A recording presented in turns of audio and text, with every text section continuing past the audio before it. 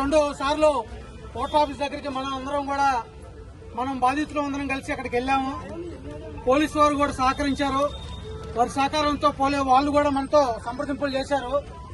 కానీ మనం అడిగిన డిమాండ్స్ ఇప్పటి వరకు సుమారు 20 డిమాండ్స్ ఉంటే 20 డిమాండ్స్ లో సుమారు ఒక 4-5 తప్పితే 15 డిమాండ్స్ మన పోర్టర్ ఆఫీస్ లో ఉన్నటువంటి రీజనల్ మేనేజర్ స్థాయిలో పరిష్కారం అయ్యాయే ఉన్నాయి.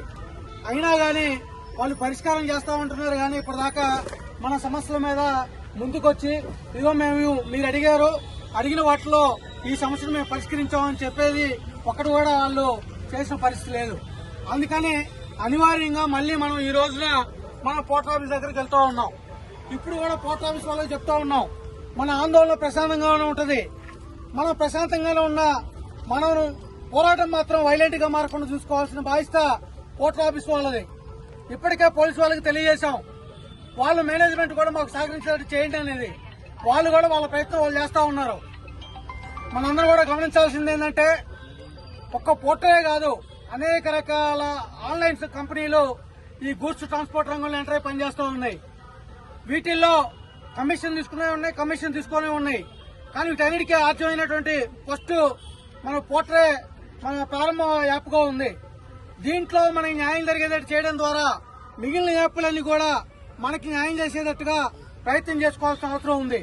ఈ రోజు పోర్టర్ కంపెనీ 30,000 మంది సభ్యులు కలిగి ఉంది. ఇక్కడ మనం లేకుండా పోర్ట్ రోడ్డుకి ఆస్తులు లేవు, మనం లేకుండా పోర్ట్ రోడ్డుకి లాభాలు లేవు, మనం లేకుండా పోర్ట్ రోడ్ స్టాఫ్ కి జీతాలు లేవు.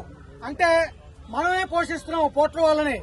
అందుకని మనకు సంబంధించిన సమస్యల్ని పరిష్కారం చేయాల్సిన బాధ్యత వాళ్ళది. మన డిమాండ్లు న్యాయమైన డిమాండ్లు.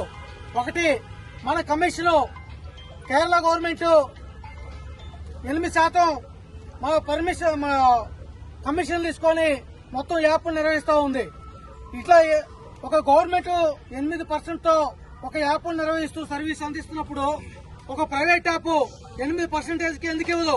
అందుకని ఈ రోజు మనం డిమాండ్ చేస్తా ఉన్నాం, పోర్టర్ వాళ్ళు తీసుకున్న కమిషన్ 5 నుంచి 8% లోపే ఉండాలి, 8 లోపే ఉండాలి, లేకపోతే పెరగకూడదని చెప్పని డిమాండ్ చేస్తా ఉన్నాం.